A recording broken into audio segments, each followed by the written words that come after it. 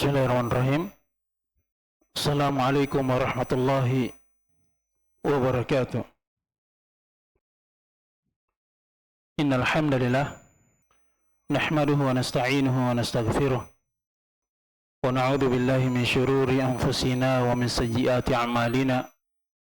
May yahdihillahu fala mudilla lahu wa may yudlil fala hadiya lahu.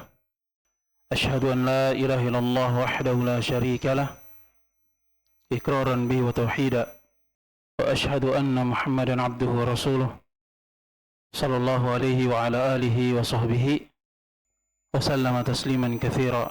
Amma ba'd.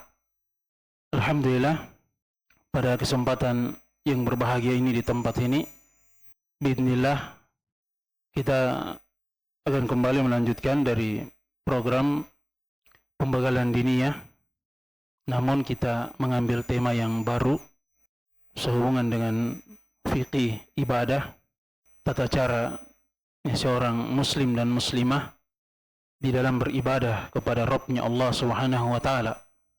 Dan karena kita alhamdulillah ini Jumat yang terakhir ya di bulan Sya'ban. Sebentar lagi kita akan masuk di bulan Ramadan biidznillah. Kita tentunya berharap dan meminta pertolongan kepada Allah SWT supaya kita diberikan nikmat berada di bulan Ramadan dan bisa memaksimalkan dari kesempatan beribadah di bulan Ramadan. Tentunya kita perlu untuk mempelajari dari ilmu sehubungan dengan apa yang kita diperintahkan atau diwajibkan dengannya. Nah, sebagaimana yang disebutkan oleh para ulama bahwa ketika Allah Subhanahu wa taala memerintahkan dari sebuah ibadah, maka kewajiban yang paling pertama yang harus kita lakukan adalah mempelajari dari ibadah tersebut. Terlebih dahulu harus kita ilmui. Ini pula yang disebutkan oleh Imam Al-Bukhari yang beliau mengatakan bahwasanya babul ilmi qabla al-qawli wal amal. Bab berilmu terlebih dahulu sebelum berucap dan beramal, melakukan sebuah amalan apapun itu. Kalau sehubungan dengan ketaatan ibadah kepada Allah Subhanahu wa taala, maka kita perlu untuk mengetahui dan mempelajari dari ilmunya. Alhamdulillah, pelajaran kita yang akan kita baca dari kitab yang sangat mudah dan ringkas, namun memiliki dari penjelasan yang sangat mencakup untuk seseorang mempelajari dari fikih. Dan kita mengambil dari satu pembahasan dari kitab Manhajus Salikin karya Syekh Abdurrahman bin Nasir As-Sa'di rahimahullah ta'ala. Sebagian dari para ulama kita dengarkan membaca As-Sa'di. Hanya saja apa yang saya dengarkan dari guru saya dan itu yang beliau dengarkan juga dari gurunya, yaitu dengan di kasrosinnya Sa'di. Karena waktu kita terbatas, maka kita mungkin akan membaca dari kitab beliau ini dengan ringkas penjelasannya, tapi kita akan menjelaskan dari poin-poin di dalam karya beliau sehubungan dengan Kitabus Siyam. Kita akan mulai membaca. Untuk ada PDF-nya ya.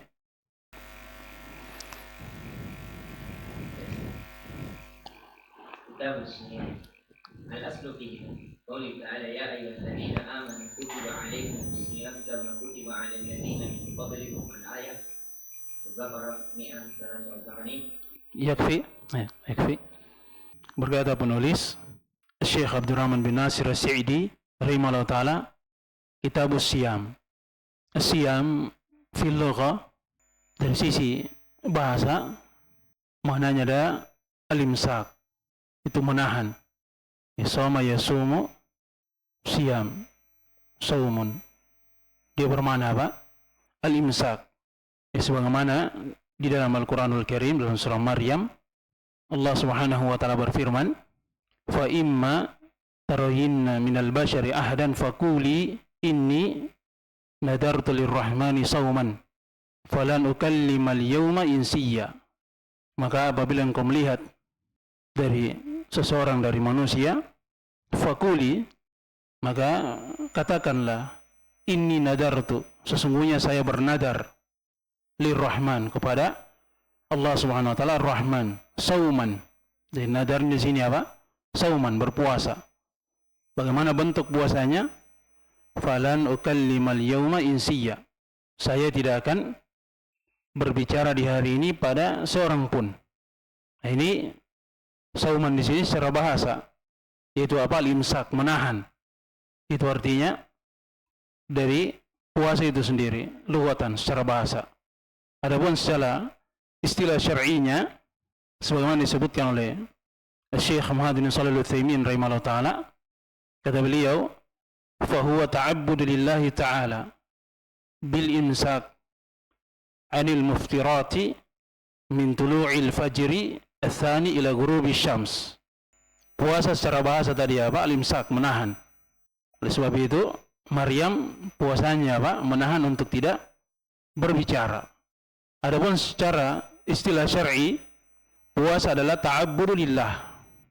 Itu dia beribadah kepada Allah Subhanahu wa taala. Ya tentunya harus dia niatkan untuk dia berpuasa. Ikhlas. Karena untuk Allah Subhanahu wa taala. Bil imsak, yaitu untuk menahan. Anil muftirat. Tapi bukan sekedar menahan dalam artian kalau orang yang berpuasa dia tahan seluruhnya, tidak. Tapi yang ditahan itu adalah sesuatu yang khusus. Apa itu? Al-muftirat. Jadi hal-hal yang membatalkan puasa saja. Itu yang dia tahan. Ya, seperti makan, minum, melakukan hubungan suami istri. Itu semuanya apa? Dari al-muftirat, yang membatalkan puasa. Min tulu'il fajri tsani ila ghurubi syams. Jadi ditahan semenjak terbitnya dari fajar yang kedua, karena fajar itu ada dua. Ada fajar yang pertama, itu disebut apa? Fajar al-kadhib. Dia muncul di pertengahan langit. Kemudian semakin bergulir waktu, justru tidak ada tanda-tanda yang terang, tapi semakin gelap. Ini namanya fajar al-kadhib. Kalau fajar yang kedua, dia muncul di ufuk. Kalau kita berada di tempat yang terbuka misalnya, seperti di pinggir pantai, lautan, maka kalau kita lihat di ufuk itu akan nampak dari fajar as-sadiq. Kemudian seiring berjalannya waktu semakin terang hingga terbitlah matahari. Jadi seseorang dia menahan dari hal-hal yang bisa membatalkan puasa itu dimulai sejak terbitnya fajar yang kedua, dan itu ditandai dengan suara adzan, masuknya waktu salat subuh. Mulai dia menahan sampai tenggelamnya matahari.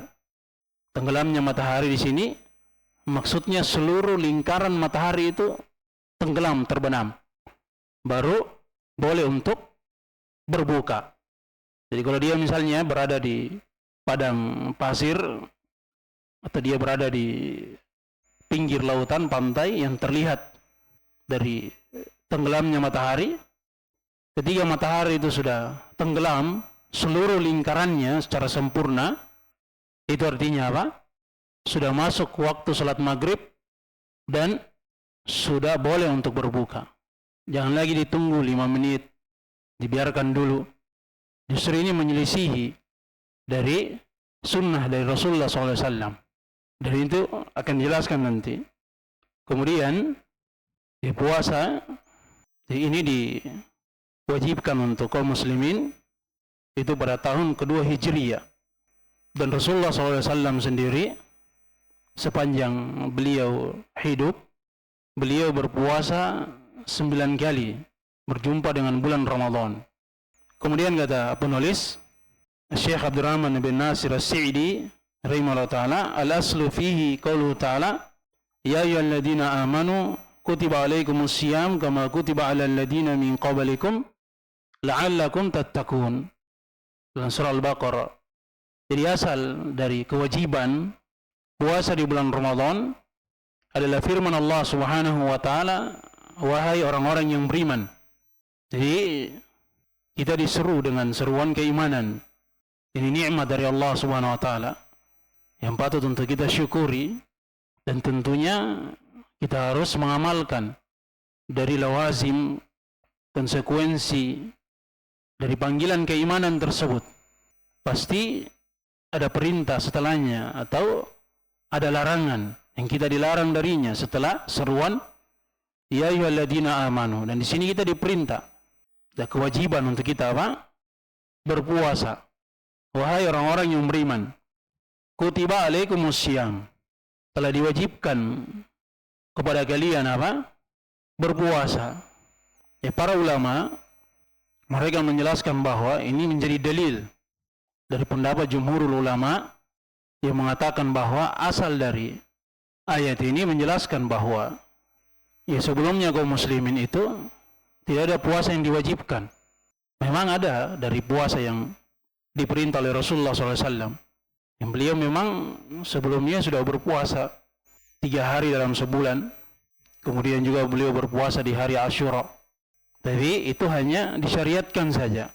Ini menurut pendapat dari mayoritas para ulama. Oleh karena itu dalam ayat ini disebutkan ya ayyuhalladzina amanu kutiba alaikumussyam, baru diwajibkan puasa.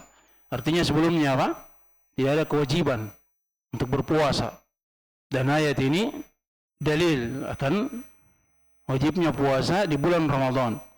Dan para ulama menjelaskan ada tahapan dari kewajiban puasa di bulan Ramadan itu. Yang pertama, ketika diwajibkan puasa di bulan Ramadan, masih diberikan pilihan, boleh untuk berpuasa dan boleh untuk apa? Membayar fidyah. Kemudian setelah itu diwajibkan lagi puasa, karena dilihat sudah kuat kaum muslimin. Dan ini kan berat ya, puasa sebulan. Ketika sudah kuat, kemudian apa? Tahapan yang berikutnya, diwajibkan seluruhnya untuk berpuasa, kecuali mereka yang memiliki udzur saja untuk tidak berpuasa. Kemudian setelah itu disebutkan, diberikan keringanan, diperbolehkan makan dan minum, berhubungan suami istri sampai terbitnya fajar yang kedua. Ringkasnya seperti itu. Kemudian di dalam ayat ini, kama kutiba alal ladzina min qablikum, sebagaimana yang diwajibkan terhadap orang-orang sebelum kalian. Jadi sebelum kita, umat-umat sebelum kita juga ada kewajiban puasa untuk mereka. Hanya saja puasanya itu kaifiatnya berbeda. Dan disebutkan ini oleh Allah SWT tasliyah, sebagai hiburan untuk kaum mukminin. Hal yang meringankan mereka. Bahwa puasa di bulan Ramadan yang kalian jalankan itu, yang diwajibkan untuk kalian, bukan saja umat ini yang pertama kali diwajibkan puasa, tapi umat-umat sebelum kalian juga telah diwajibkan. Supaya apa? Ringan. Di bulan Ramadan dia memiliki udzur, kemudian harus dia ganti setelah dari bulan Ramadan, dan dia berpuasa sendiri. Kira-kira mana yang lebih ringan untuknya? Dia berpuasa di bulan Ramadan atau dia berpuasa setelah Ramadan? Di bulan Ramadan. Karena saat itu semuanya orang lagi berpuasa. Jadi seakan-akan ringan untuk dirinya. La'allakum tattaqun. Itu dari sebabnya, hal yang kita upayakan, yang kita inginkan, supaya dengan ibadah kita di bulan Ramadan menjadikan kita apa? Bertakwa kepada Allah Subhanahu wa taala. Kemudian istamir. Allah Ta'ala. Wa yajibu siyam Ramadan ala kulli muslimin balighin 'aqilin qadirin ala as-sawm bi ru'yati hilali aw ikmal Sya'ban 30 yawman. Qala sallallahu alaihi wasallam, idza ra'aytumuhu fasumu wa idza ra'aytumuhu fa'tiru fa in kunna 'alaikum fa'tiru lahu muttafaqun alaihi rawahu al-Bukhari wa Muslim. Wa fi lafzin fa'tiru lahu 30 wa fi lafzin fa'akmilu 'iddat Sya'ban 30 rawahu al-Bukhari rahimahullah. Kemudian kata beliau, penulis Syekh Abdurrahman bin Nasir As-Sa'idi rahimahullah ta'ala, wa yajibu siyamu Ramadhana ala kulli muslimin balighin akilin qadirin ala sawmi bi ru'yati hilalihi au ikmali Sya'bana 30 yawma. Kata beliau, puasa di bulan Ramadan itu menjadi wajib. Jadi kewajibannya itu li syakhsin makhsus, pada seseorang yang khusus, terpenuhi syaratnya. Yang pertama, dia seorang muslim. Kalau muslim, dia wajib untuk dia berpuasa, muslim dan muslimah. Kemudian yang kedua, baligh. Dia sudah apa? Dewasa, baligh. Jadi kalau ada orang kafir misalnya, dia berpuasa atau dia sholat, jelasnya itu tidak akan diterima. Karena syarat ibadah itu harus apa? Ikhlas. Nah, tidak ada keikhlasan padanya. Jelas ya? Dan dia seorang bukan muslim. Oleh sebab itu dalam Al-Quran disebutkan wa ma man'ahum an tuqbala minhum nafaqatuhum illa annahum kafaru billahi wa bi rasulih. Tidak ada yang menyebabkan dari nafkah mereka, apa yang mereka keluarkan dari harta mereka itu tertolak, tidak diterima, kecuali karena mereka itu apa? Kafir kepada Allah SWT dan Rasulnya. Tapi di negeri akhirat mereka akan ditanya oleh Allah SWT. Kenapa mereka tidak sholat? Kenapa mereka tidak melakukan kewajiban? Allah SWT berfirman, ma salakakum fi saqar? Qalu lam naku minal musallin, wa lam naku nut'imul miskin, wa kunna nakhudu ma'al khaidin, wa kunna nukadzibu biyaumiddin hatta atana al-yaqin. Jelas ya? Ditanya oleh Allah SWT. Jadi dari syarat yang pertama. Yang kedua, baligh. Dia harus sudah baligh, dewasa. Ini sebagaimana disebutkan di dalam riwayat dari Imam Abu Daud dan juga Tirmidzi dan yang selainnya dari para ulama rahimahullah taala, dari Ali bin Abi Thalib radhiyallahu taala anhu, dari Nabi SAW. Beliau bersabda, rufi'al qalamu an thalathah. Pena itu terangkat dari 3 orang. Yang pertama, ninaim hatta yastayqidha. Dari orang yang tidur sampai apa? Dia terbangun, dia sadar dari tidurnya. Wa anis sabi hatta yahtalima. Dan dari anak kecil sampai dia ihtilam, mimpi basah. Wa anil majnuni hatta ya'qila. Dan dari orang yang gila sampai dia sembuh, kembali berakal. Nah, ada juga orang seperti itu setelah diterapi kembali terbuka, bisa dia pahami dari syariat. Ini dalilnya ya. Anis sabi hatta yahtalima. Kalau dia sudah dewasa, sudah dibebani syariat. Dan tanda kedewasaan untuk laki-laki dan perempuan yang pertama, ihtilam, seperti yang disebutkan dalam riwayat hadis ini. Kalau dia sudah mimpi basah, laki-laki dan perempuan sama. Kemudian yang kedua, ketika tumbuh rambut sekitar kemaluannya, laki-laki dan perempuan sama. Kemudian yang ketiga, ketika sudah berumur 15 tahun. Itu umur paling minimal. Kalau dia sudah berumur 15 tahun, berarti dia sudah apa? Dewasa. Kemudian ditambah satu untuk perempuan, ketika dia sudah haid. Jadi ini salah satunya saja ada pada laki-laki dari 3 tadi, dan pada perempuan 4 yang kita sebutkan tadi, artinya dia sudah apa? Dewasa. Balighah. Sudah ada kewajiban untuknya mengerjakan sholat dan juga berpuasa. Jadi jangan dikira oh ini masih kecil. Kalau umurnya sudah 15 tahun, sudah wajib dia berpuasa. Atau dia belum cukup 15 tahun, tapi dia perempuan sudah haid, sudah wajib untuknya berpuasa. Jadi itu yang menjadi apa? Persyaratan. Kemudian yang berikutnya akil. Ini tadi ya, sudah berlalu. Anil majnuni hatta ya'qila. Itu persyaratannya, harus dia berakal. Kemudian yang keempat, qadirin ala shaumi. Itu dia punya kemampuan untuk dia berpuasa. Dalilnya jelas. Allah Subhanahu wa taala berfirman, "Faman kana minkum maridan aw ala safarin fa iddatum min ayyamin ukhar." Siapa saja di antara kalian yang sakit atau dia sedang dalam perjalanan safar, maka dia mengganti di hari-hari yang lain. Artinya dia tidak punya kemampuan kalau dia sakit. Atau mungkin ada sebab sehingga dia harus bersafar, melakukan perjalanan. Tapi itu nanti akan disebutkan dari hukumnya apa yang paling utama untuknya ketika dia sedang melakukan perjalanan safar. Apakah dia harus berpuasa atau dia tidak berpuasa? Ya, kesimpulannya dilihat pada dirinya apa yang dia nyaman dengannya kalau dia lakukan perjalanan. Kalau tidak memberatkan perjalanannya, maka lebih bagus dia berpuasa. Itu asalnya seperti itu. Karena banyak keutamaan-keutamaan di bulan Ramadan yang tidak dia dapatkan ketika dia mengganti puasanya di luar dari bulan Ramadan. Itu diantara sebab yang disebutkan oleh para ulama, sehingga mereka lebih menguatkan tetap dia berpuasa walaupun dalam kondisi safar. Jadi kalau dia sakit, artinya dia tidak punya kemampuan, boleh untuknya apa? Tidak berpuasa. Tapi nanti dia ganti di hari yang lain. Itu berbeda lagi kalau sakitnya apa? La yurja bur'uhu. Kalau memang dari sisi medis memang tidak bisa diharapkan lagi dia sembuh, penyakitnya kronis, maka dia bayar apa? Berfidyah. Kemudian yang kelima, kata beliau, bi ru'yati hilalihi au ikmali sya'bana 30 yauma.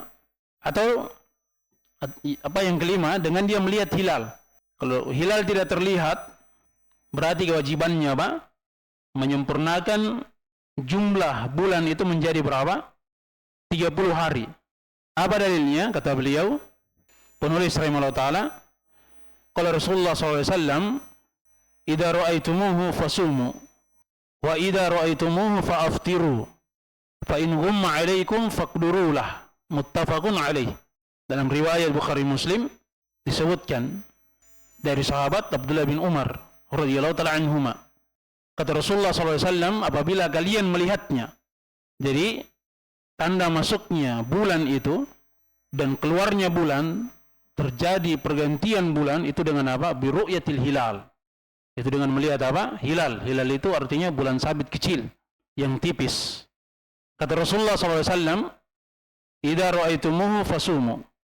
Kalau kalian melihatnya, hilal, jadi hilal bukan nama orangnya, dia lihat hilal di jalanan, oh ini Pak Hilal, berarti sudah puasa ini. Fasumu, maka kalian berpuasa. Wa idza ra'aitumuhu fa'aftiruhu, fa in ghumma 'alaikum faqdurulah. Jadi kalau tertutup oleh awan, maka faqdurulah. Maksudnya genapkan menjadi apa? 30. Oleh karena dalam riwayat lain disebutkan fi lafdhin faqduru lahu 30. Genapkan menjadi 30 hari. Wa fi lafdhin fa'akmilu iddata sya'ban 30. Sempurnakanlah dari jumlah bilangan hari di bulan Sya'ban itu 30 hari. Rawahul Bukhari. Di dalam riwayat Al-Imam Al-Bukhari. Jadi hilal itu kita sekarang ini di bulan Sya'ban. Dilihat di tanggal 29 dari bulan Sya'ban di sore hari. Kapan hilal itu muncul? Ketika apa? Matahari tenggelam. Begitu matahari tenggelam, langsung apa? Muncul hilal. Bulan sabit kecil. Sangat tipis.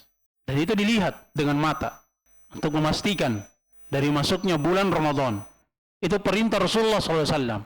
Fa idza ra'aitumuhu fasumu. Kalau kalian melihatnya, maka berpuasalah kalian. Jadi awal kewajibannya itu ketika kita melihat hilal. Puasa bulan Ramadan itu sudah ketentuan Allah SWT, memang wajib. Tapi kapan kewajibannya untuk kita berpuasa? Di saat kita melihat apa? Melihat hilal di tanggal 29 Sya'ban, begitu tenggelamnya matahari, muncul bulan sabit kecil. Ketika sudah terlihat, berarti malamnya itu sudah masuk apa? Bulan Ramadan, dan sudah kita melaksanakan sholat apa? Tarawih. Paham maksudnya ya? Jelas ya? Itu kalau terlihat. Kata beliau, penulis rahimahullah ta'ala, au ikmali sya'bana 30 yauman. Ini opsi yang kedua. Kalau misalnya tertutup oleh awan, apa yang harus kita lakukan? Ada semuanya tuntunannya dari Rasulullah SAW. Yaitu sempurnakan bilangan jumlah hari di bulan Sya'ban itu menjadi apa? 30. Berarti secara otomatis esoknya itu tanggal 30 Sya'ban. Besoknya lagi berarti apa? Sudah masuk bulan Ramadan. Kita berpuasa. Karena itu dibatasi dalam jumlah bilangan hari pada satu bulan dalam agama kita. Kalau bukan 29, 30. Tidak ada 31 hari dalam apa? Dalam satu bulan. Atau 28 hari dalam satu bulan. Itu penanggalan apa? Masehi. Kalau penanggalan Hijriyah, kalau bukan 29 berarti apa? 30. Apa dalilnya? Ada dalilnya. Di dalam riwayat disebutkan, yang diriwayatkan oleh Imam Al-Bukhari dan juga Imam Muslim, kata Rasulullah SAW, inna ummatun ummiyah, la naktubu wa la nahsab. asyaru hakada wa hakada wa hakada. Wa asyara bi asabi'ihi al-ashr 3 marrat. Yani 30. Wa asyara hakada wa hakada. Wa khanasa ibhamahu fi tsalitsah. Yani 29.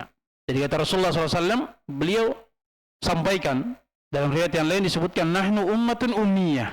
Kita ini adalah umat yang ummi. La naktub, tidak bisa menulis dan tidak bisa apa?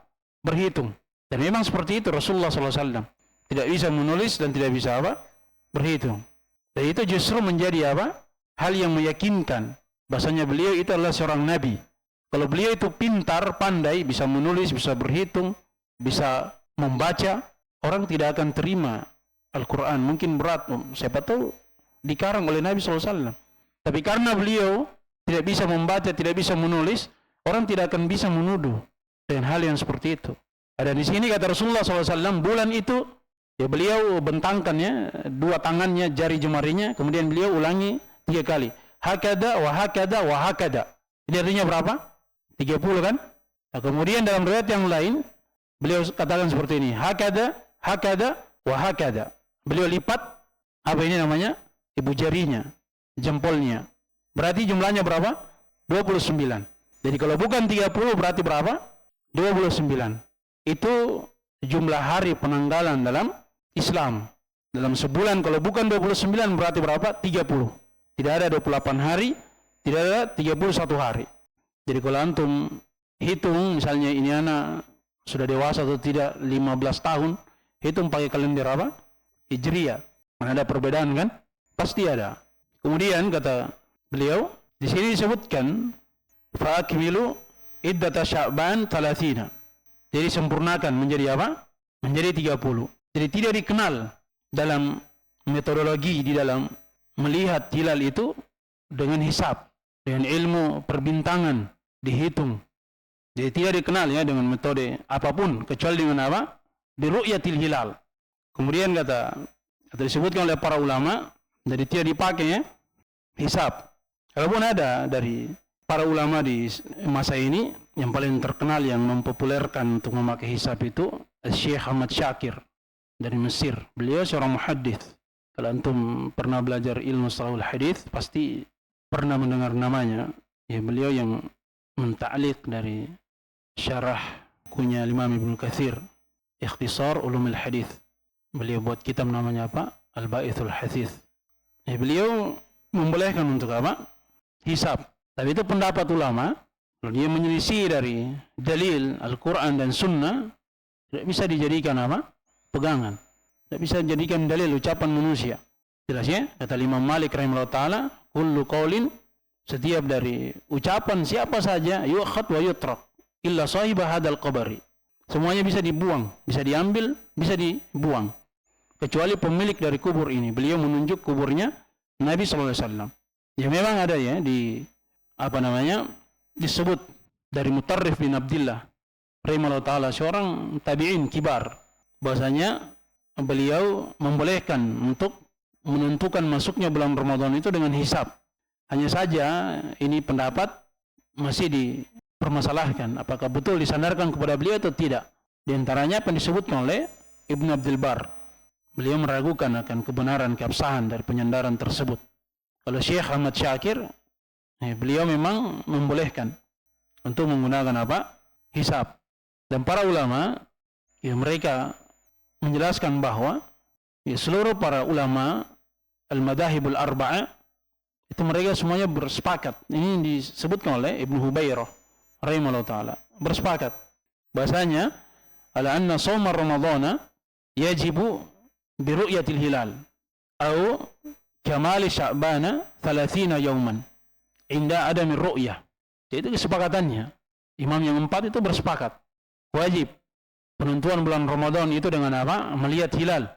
Atau disempurnakan menjadi 30 hari di bulan Sya'ban itu ketika tidak dilihat dari hilal. Bukan disuruh hitung. Ya faqdurullah. Itu bukan artinya hitung. Oleh sebab itu Rasulullah SAW beliau sudah tegaskan di awal. Nahnu ummatun ummiyah.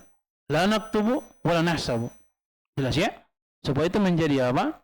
Pembatasan. Bahwa yang diinginkan ada tinggal disempurnakan. Kan gampang sekali syariat ini kan?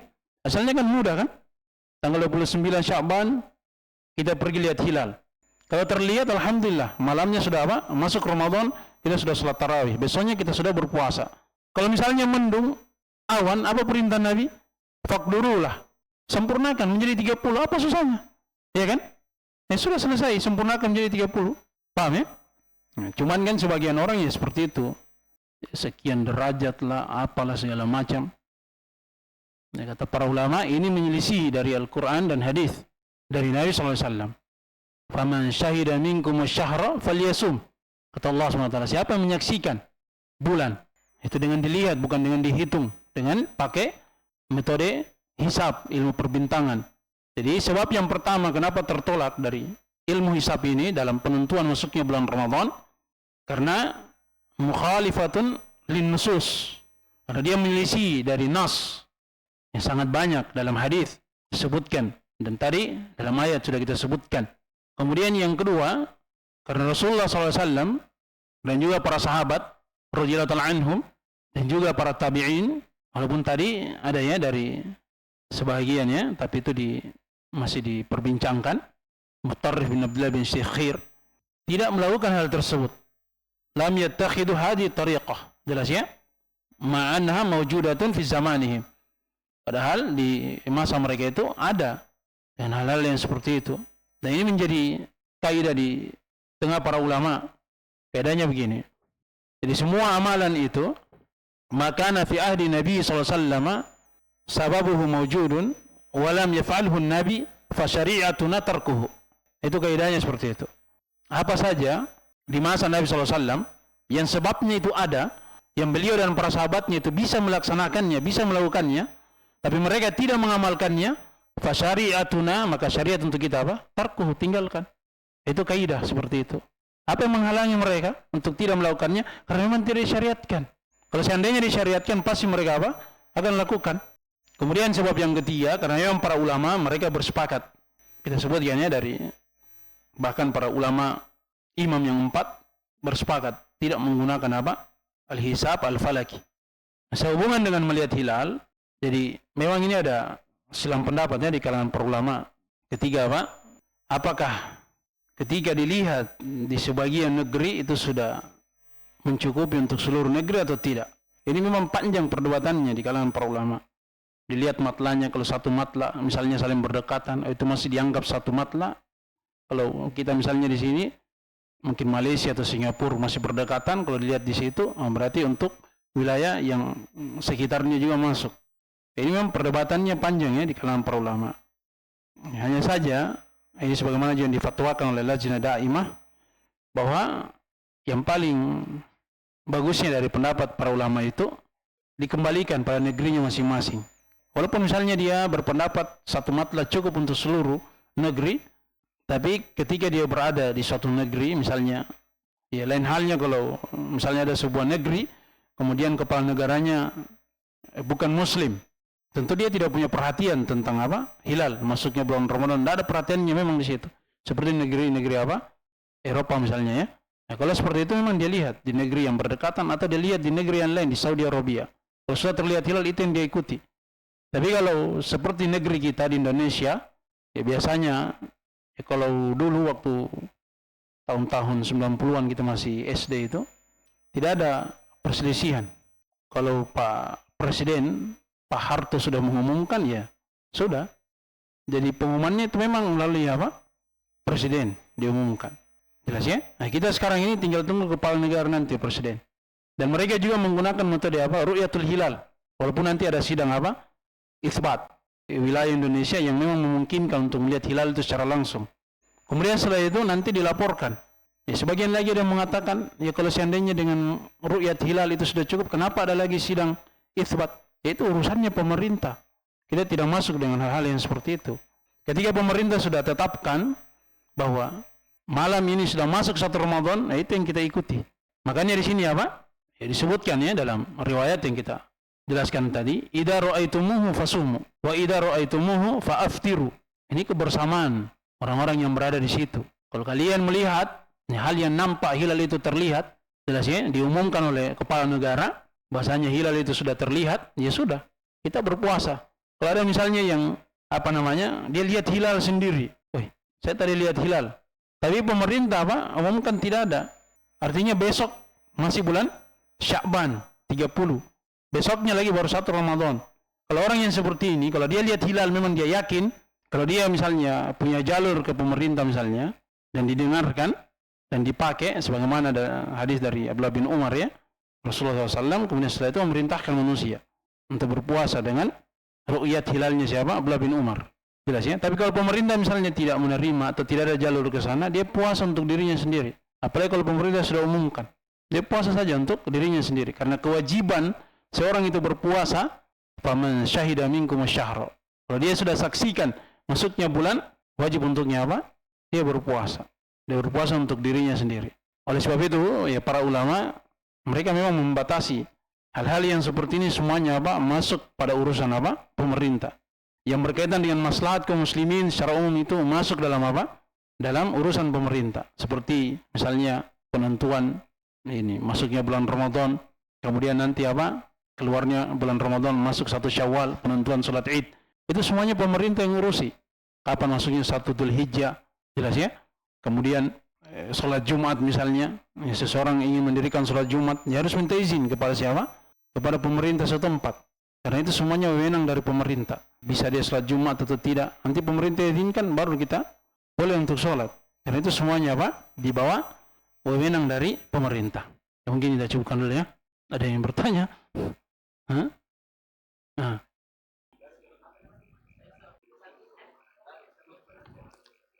Ini dijawab pertanyaannya ini. Ada waktu. Ya, kita jawab dulu pertanyaan. Bismillahirrahmanirrahim.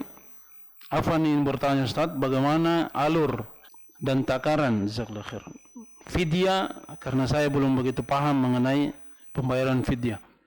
Pembayaran fidyah nanti akan ada pembahasannya ya. Tapi kita sebutkan saja dulu karena ini sudah bulan Sya'ban, ini terakhir membayar fidyah. Yang pertama, saya sebutkan secara ringkas, kewajiban mengqadha utang puasa atau membayar fidyah itu akhirnya sampai di bulan Sya'ban. Sebagaimana keterangan dari Aisyah radhiyallahu taala anha. Jelas ya? Yang beliau tidak bisa mengganti puasanya illa fi Sya'ban. Itu akhirnya. Kalau lewat dari bulan Sya'ban, masuk bulan Ramadan, kemudian setelah Ramadan bulan Syawal, belum dia tunaikan utang puasanya, dia berdosa. Banyak-banyak bertaubat, kemudian utang puasanya tetap tetap dia bayar. Bukan berarti kalau sudah lewat waktunya, tidak dia ganti, atau tidak dia bayar fidyahnya. Tetap dia ganti, dia bayar fidyahnya, tapi dia berdosa. Ini akhirnya di bulan Sya'ban. Itu yang pertama. Yang kedua, terkait dengan membayar fidyah, ya di sini tidak disebutkan ya apa sebabnya. Saya jelaskan saja, kalau membayar fidyah itu, yang pertama dia membayar sejumlah hari yang dia tinggalkan. Ketentuannya tidak boleh dibayar di awal Ramadan. Misalnya ada seseorang misalnya seorang wanita, sebelum masuk bulan Ramadan dia sudah tahu, atau biasanya dia sudah paham ya, saya nanti bulan Ramadan itu biasanya saya akan haid 7 hari atau 5 hari. Kalau begitu saya puasa memang di bulan Sya'ban untuk mengganti puasa itu. Ini tidak boleh seperti itu. Paham ya? Kemudian ada juga yang membayar fidyah, misalnya dia sedang hamil misalnya, atau dia menyusui. Nanti akan kita sebutkan ya pendapat yang kuat, hamil, menyusui, itu semuanya hanya membayar fidyah tanpa mengqadha. Walaupun nanti pendapat penulis itu berbeda dengan apa yang akan kita jelaskan.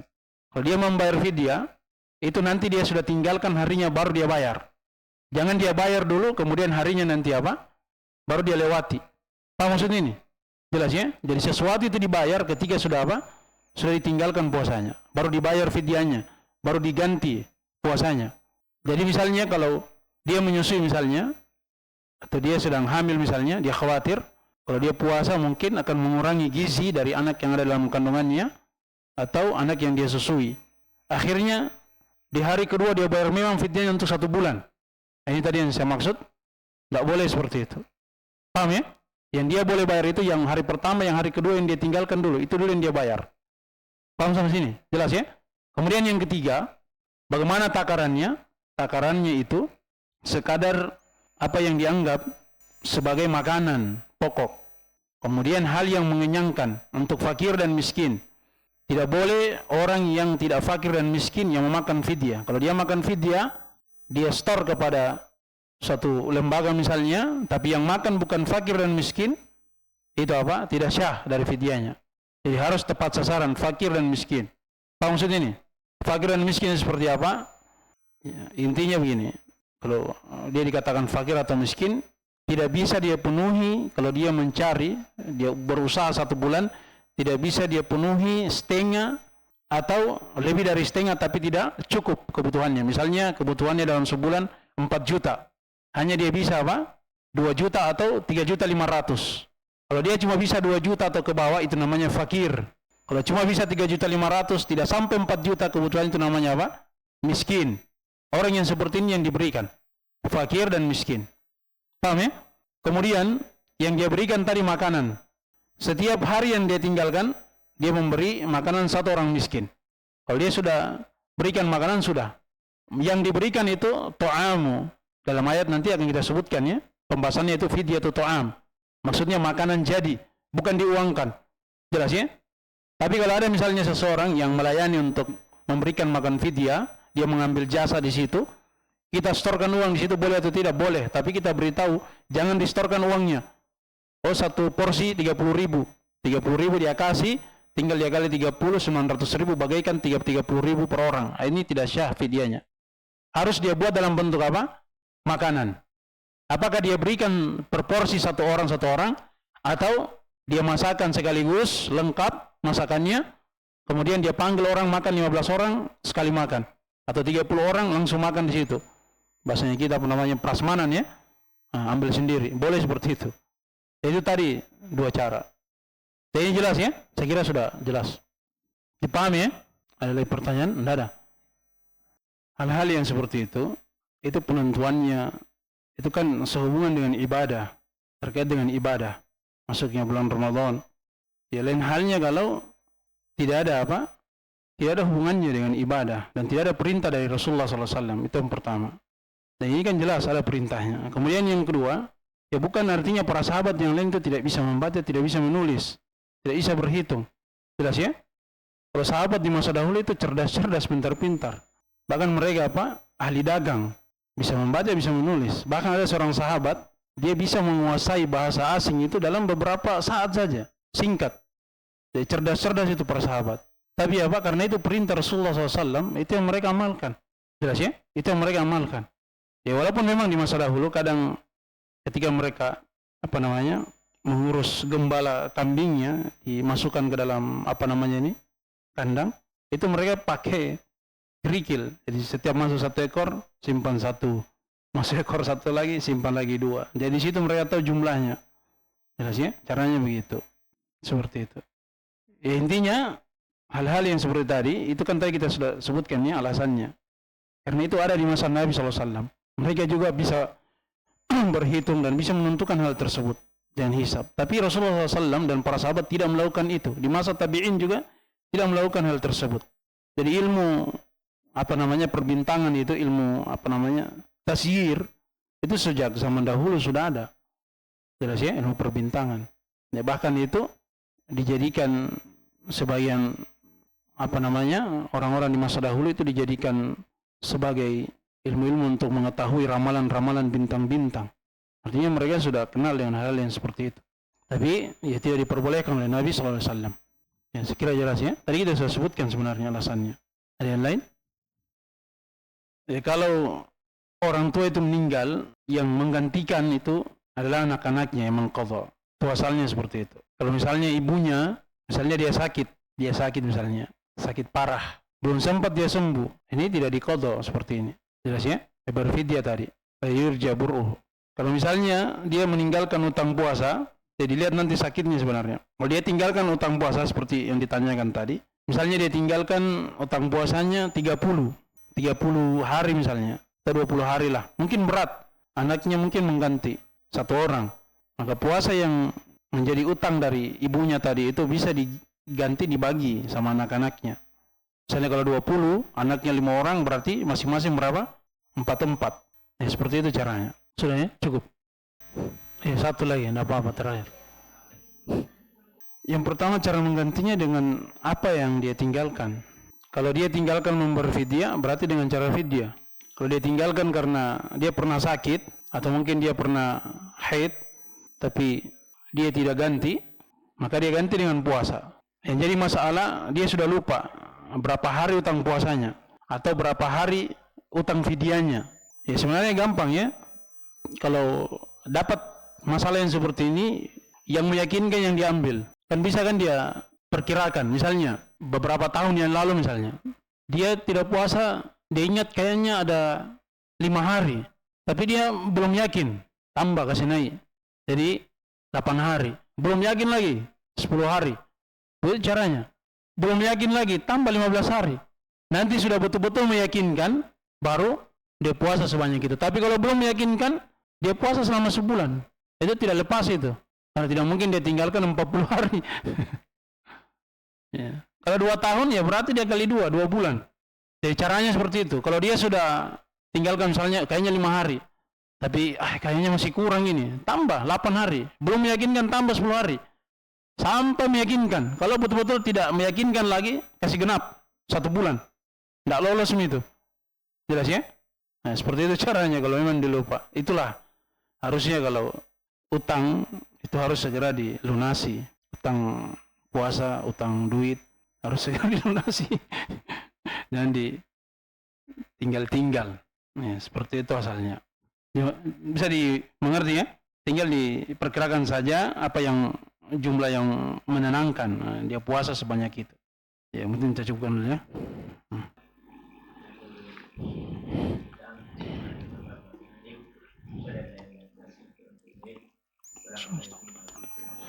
Waalaikumsalam warahmatullahi wabarakatuh.